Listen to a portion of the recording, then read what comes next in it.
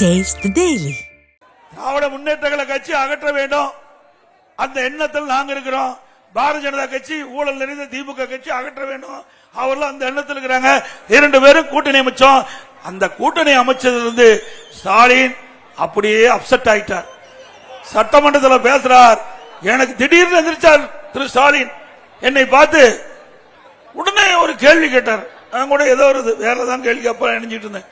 உடனே என்னங்க நீங்க திடீர்னு போய் பாரதிய ஜனதா கட்சியோட கூட்டணி வச்சுட்டீங்க, நீங்க தான் கூட்டணியை வைக்க மாட்டோம்னு சொல்லிட்டு இருந்தீங்களே, எதுக்கு திடீர்னு கூட்டணி வச்சுட்டீங்க? அது 2030 வரை கூட்டணி வைக்க மாட்டேன்னு சொன்னீங்க, இப்ப எதுக்கு வச்சுன்னு சொன்னா எனக்கு ஒன்னும் புரியல. அவர் அண்ணா திமுக இருக்கிறா திமுக இருக்கிறாரு தெரியல. அண்ணா திமுக கட்சி நம்ம கட்சி, நாம யாரோட கூட்டணி வைப்போம். இவர் ஏன் பதறாரு? சட்டமன்றத்தில் பயம், தேர்தல் ஜுரம் வந்துட்டது. ஆக நாம என்றைக்கு பாரதிய ஜனதா கட்சியோட கூட்டணி வச்சுமோ அன்றையிலிருந்து அவரு மட்டும் இல்ல, அவர் கூட்டணி இருக்கின்ற கட்சி எல்லாம் சால்ரா போட்டுட்டு இருக்கு. சால்ரா போடு. தினம் ஒரு பேட்டி, தினம் விடுதலை சிறுத்தை கட்சி ஒரு பேட்டி. இன்னைக்கு பாத்தீங்கன்னா எடப்பாடி பழனிசாமி எங்களுக்கு துணை முதலமைச்சர் கொடுக்கறாரு, நிறைய சீட்டு தரனாரு. எங்கயா சொன்னோம்?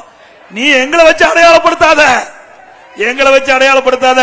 கொஞ்சம் கொஞ்சமா திமுக உங்க கட்சி சாப்பிட்டு இருக்குது. இன்னும் கொஞ்ச நாள் விழுங்கிரும், திமுக விழுங்கிரும். கம்யூனிஸ்ட் கட்சி அங்க இருக்கிறவர் சொல்றார், திரு சண்முகம் சொல்றார், ஒரு போராட்டத்தில் கலந்துகிட்டு நிருபர் கேள்வி கேட்கிறாங்க. திமுக அரசாங்கம் 98% அவர் கொடுத்த வாக்குறுதி நிறைவேற்றப்பட்டதுன்னு அவர் கேட்கிறாரு. எங்கேயும் நிறைவேற்றினாங்க இல்லையே, நிறைவேற்றினாங்க, எதுக்கு போராட்டம் பண்றாரு? யாரு? கூட்டணி கட்சியில் அங்கம் வைக்கின்ற கம்யூனிஸ்ட் கட்சி அந்த கேள்வி கேட்குது. நாம கேட்கல.